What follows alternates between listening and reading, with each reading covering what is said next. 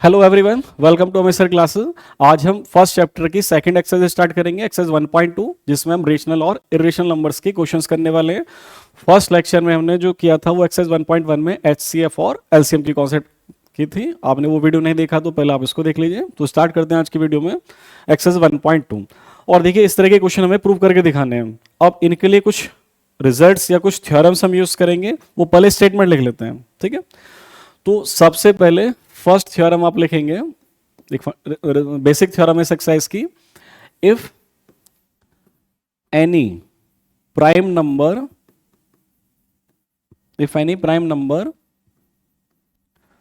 p divides a square, then p will divide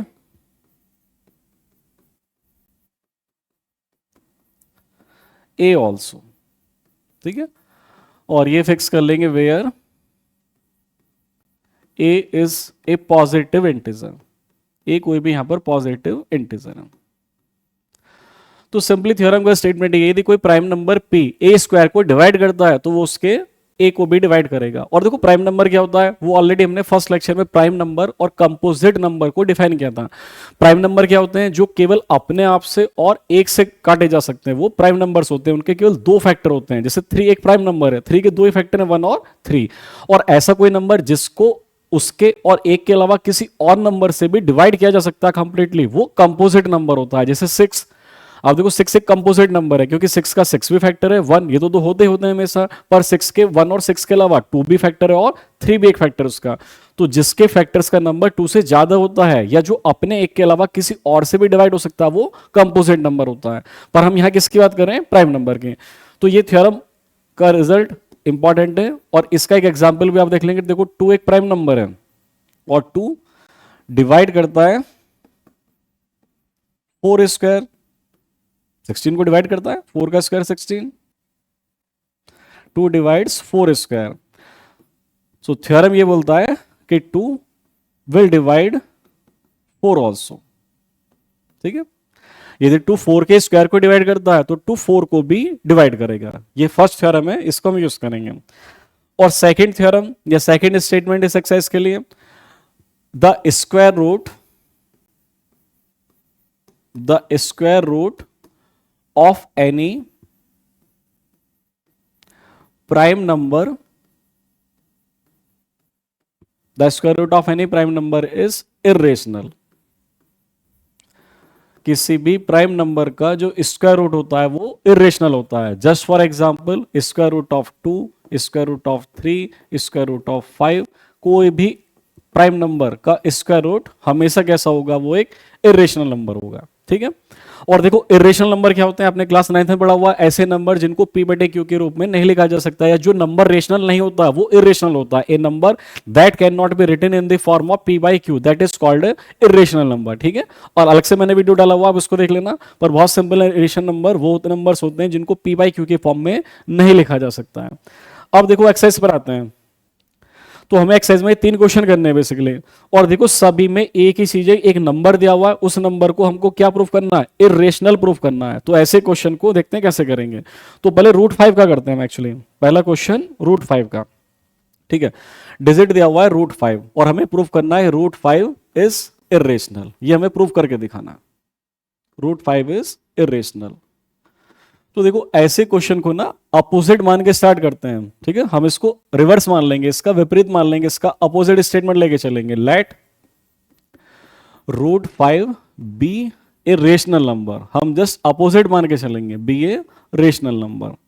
और देखो, rational number होगा तो रेशनल नंबर की डेफिनेशन के अकॉर्डिंग इसको p बाई क्यू की फॉर्म में लिख सकते हैं। It can be written in the form of p by q and condition bounded, this p and q are integers.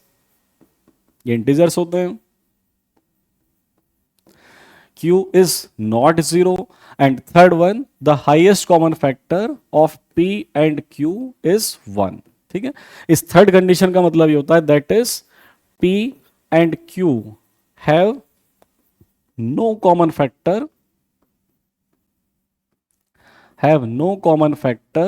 other than 1, have no common factor other than 1, p और q का एक के अलावा कोई भी अन्य कॉमन फैक्टर नहीं होगा अदर देन 1। पी और क्यू का एक के अलावा कोई भी कॉमन फैक्टर नहीं हो सकता, यानी पी और क्यू को केवल और केवल 1 से ही डिवाइड किया जा सकता है। पी और क्यू को 1 के अलावा किसी से भी कॉमनली डिवाइड नहीं किया जा सकता। अब देखो इस स्टेटमेंट को भी इक्वेशन नंबर 2 मान लेंगे हम। इस स्टेटमेंट को भी हम इक्वेशन नंबर 2 मान के चलेंगे कि पी और क्यू में 1 के अलावा कोई भी कॉमन फैक्टर नहीं है। अब इक्वेशन 1 का होल स्क्वायर कर दो। इक्वेशन 1 के दोनों साइड का वर्ग या स्क्वायर करने पर तो रूट हट जाएगा 5 equal to p square by q square, और यहां से आपको क्यू स्क्वायर का रिजल्ट मिल जाएगा, q square will be p square by 5। ठीक है, ये equation number 3। Now see this equation, यहां पर 5 क्या कर रहा है, 5 पी स्क्वायर को डिवाइड कर रहा है। इस इक्वेशन से ये क्लियर दिख रहा है क्या? 5 डिवाइड्स पी स्क्वायर, और अभी हमने एक थ्योरम देखा था, यदि 5 पी स्क्वायर को डिवाइड करता है तो 5 पी को भी डिवाइड करेगा। 5 डिवाइड्स पी, ये थ्योरम है। ठीक है, यदि 5 पी के स्क्वायर को डिवाइड करता है तो 5 पी को भी डिवाइड करेगा। इसको इक्वेशन नंबर मान लेंगे 4, और ये एक्चुअली एक थ्योरम है। अब बस ये लिख देंगे हमने यहां पर एक थ्योरम का यूज कर लिया। ठीक है, और ये हमने एज ए इक्वेशन नंबर 4 डाल दिया कि 5 पी को डिवाइड करता है, 5 पी का एक फैक्टर है। और देखो यदि 5 पी को डिवाइड करता है तो इन केस जब हम पी को 5 से डिवाइड करेंगे तो डिवाइड करने पर कुछ ना कुछ तो आएगा ना, वो हमने आर मान लिया, लेट इट बी आर, और यहां से p equal to 5 r. Suppose ये इक्वेशन नंबर 5 है, और अब ये इक्वेशन नंबर 5 का रिजल्ट आप इक्वेशन नंबर 3 में अप्लाई कर दो, 5 एंड 3। ठीक है, यहां पर तो यहां से देखो आप q square equal to p square, that means 5 square और आर स्क्वायर डिवाइडेड बाई 5। एक 5 कैंसिल आउट हो जाएगा, और यहां से हमको आर स्क्वायर इक्वल टू मिल जाएगा क्यू स्क्वायर बाई 5। 5 को इधर ले आएंगे हम। अब देखो इस इक्वेशन में क्लियर दिख रहा है कि 5 किसको डिवाइड कर रहा है, 5 क्यू स्क्वायर को डिवाइड कर रहा है। 5 डिवाइड्स क्यू स्क्वायर, तो फिर से थ्योरम यूज कर लो, जब यदि 5 क्यू को स्क्वायर को डिवाइड कर रहा है तो 5 क्यू को भी डिवाइड करेगा, 5 डिवाइड्स क्यू ऑल्सो। ठीक है, ये यहां पर हमने थ्योरम यूज कर लिया। And let this equation be number 6, ये हमने यहां पे थ्योरम का स्टेटमेंट यूज कर लिया, और ये इक्वेशन नंबर 6 है। अब इक्वेशन 4 और 6 को एक साथ कंबाइन करो। इक्वेशन 4 और 6 से हम क्या रिजल्ट लिखेंगे, देखो 4 में लिखा हुआ है कि 5 पी को डिवाइड करता है, 6 में लिखा हुआ है 5 क्यू को डिवाइड करता है, दैट मीन्स दोनों का कॉमन फैक्टर हो गया ये। तो यहां पर हम रिजल्ट लिखेंगे 5 इज ए कॉमन फैक्टर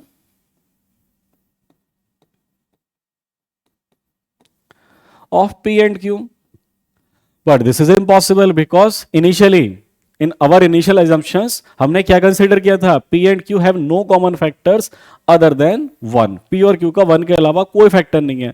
तो यहां पर एक हमको एक कंट्राडिक्शन मिल गया ना, तो आप ये लिखेंगे but this statement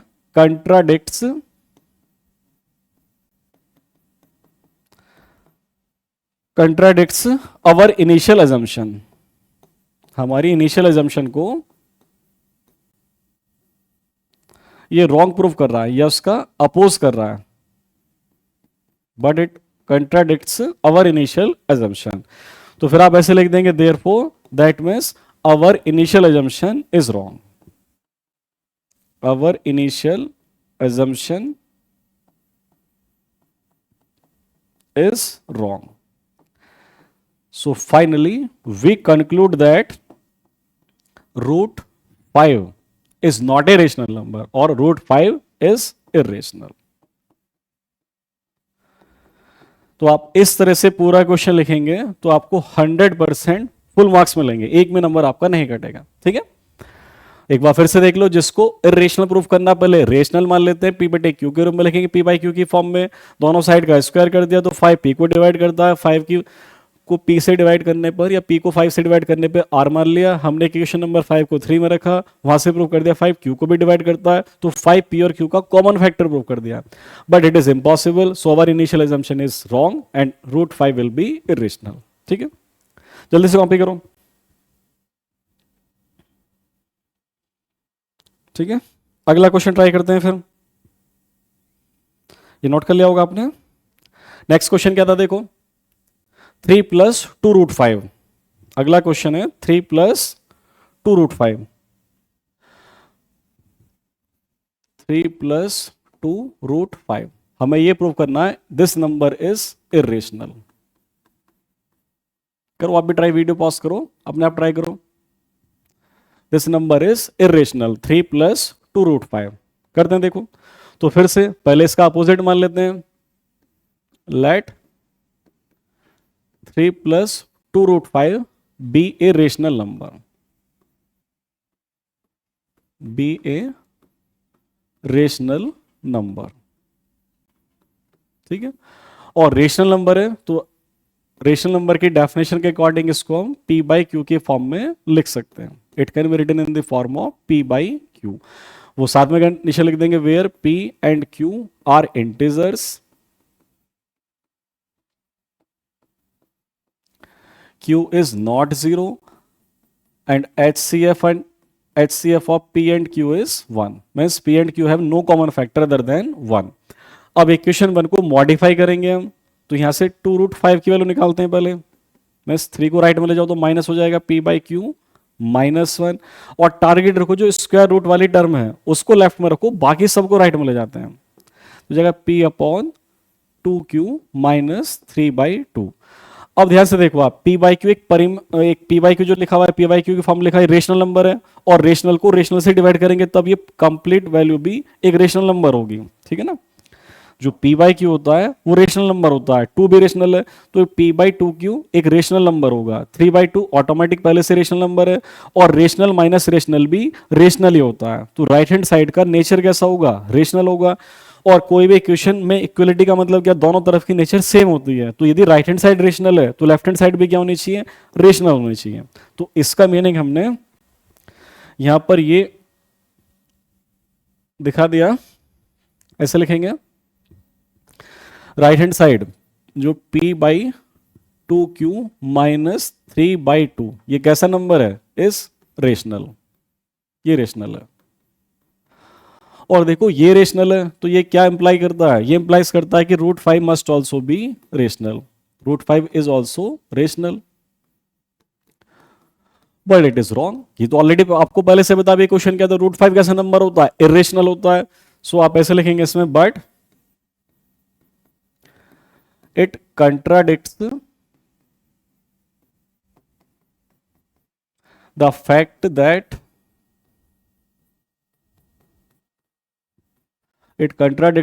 that √5 is irrational। ये हमको पहले से पता है, और ये तो डायरेक्ट रिजल्ट भी है ना, the square root of any prime number, ये माइंडेड 5 कैसा नंबर है, प्राइम नंबर है, the square root of any prime number is irrational. तो ये जो स्टेटमेंट यहां पर आ गया, ये इस फैक्ट का कंट्राडिक्शन कर रहा है, अपोज कर रहा है इसका। सो आप ऐसे लिखेंगे, therefore our initial assumption is wrong, हमारा जो इनिशियल अजम्पशन है वो गलत है, इनिशियल अजम्पशन इज रॉन्ग। और initial assumption wrong means finally therefore we conclude that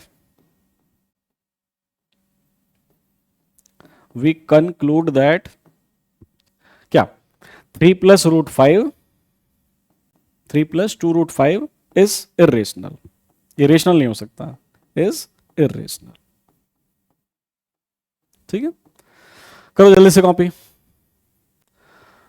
तो 3 + 2√5 को हमने इरेशनल प्रूफ करा, पहले उसको रेशनल मान लिया, p/q की फॉर्म में लिखा, कंडीशन बाउंडेड, और राइट हैंड साइड में जो बन गया था वो रेशनल है, तो √5 भी यहां से रेशनल आ गया। लेकिन ये अपोज कर रहा है इस बात का कि √5 एक इरेशनल नंबर होता है। ठीक है, हमारी इनिशियल अजम्पशन रॉन्ग हो गया, और 3 + 2√5 एक इरेशनल नंबर हमने प्रूफ कर दिया।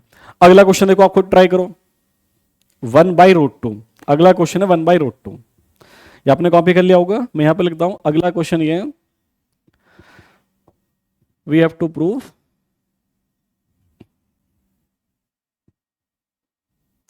1/√2 is irrational, ये आपको प्रूफ करके दिखाना। तो देखो मैं तो इसी को चेंज कर देता हूं,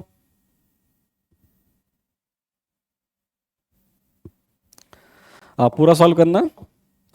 मेथड ये, जो भी नंबर दिया हुआ है पहले उसको अपोजिट मान लो, let 1/√2 be a rational number, और रेशनल है तो रेशनल नंबर की डेफिनेशन के अकॉर्डिंग इसको p/q की फॉर्म में लिख सकते हैं।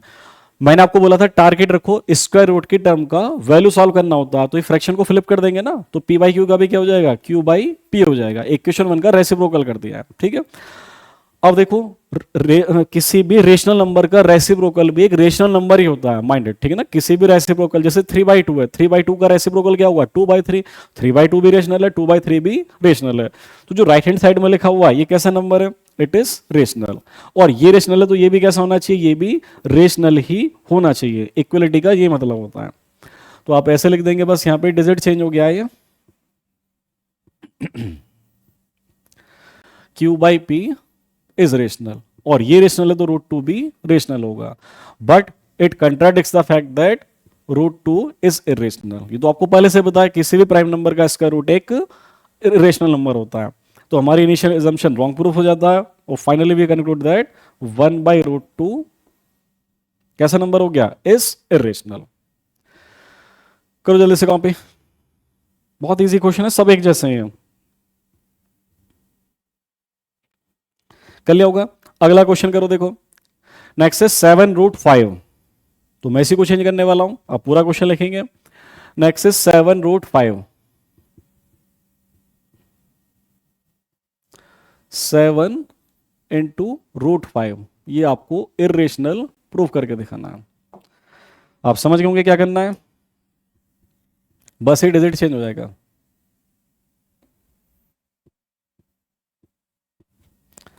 बस ये वैल्यू बदलेंगे, तो देखो ये मेथड जो लिखा हुआ है ये एक बार ही लिखा हुआ काम कर जाएगा। पहले जो भी नंबर दिया हुआ है इस नंबर को हम क्या मान लेते हैं, रेशनल नंबर। लेट 7√5 भी ये रेशनल नंबर, रेशनल है तो उसको p/q की फॉर्म में लिख सकते हैं। टारगेट ये रखो, रूट वाली टर्म लेफ्ट हैंड साइड में और बाकी सब राइट हैंड साइड में। और ध्यान से देखो p/q रेशनल, 7 भी रेशनल, रेशनल बाय रेशनल भी रेशनल नंबर ही होता है, और ये रेशनल है तो ये भी रेशनल होगा। तो आप ऐसे लिखेंगे p/7q is rational, that means √5 is rational, but it is impossible because already we know that √5 is a irrational number. So our initial assumption is wrong, and finally we conclude that 7√5 is irrational number. Easy है, करो जल्दी से। और फिर अगला भी try करो आप जल्दी से।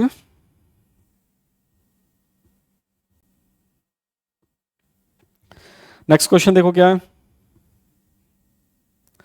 अगला 6 + √2। मैं इसी को मॉडिफाई करता हूं, 6 + √2।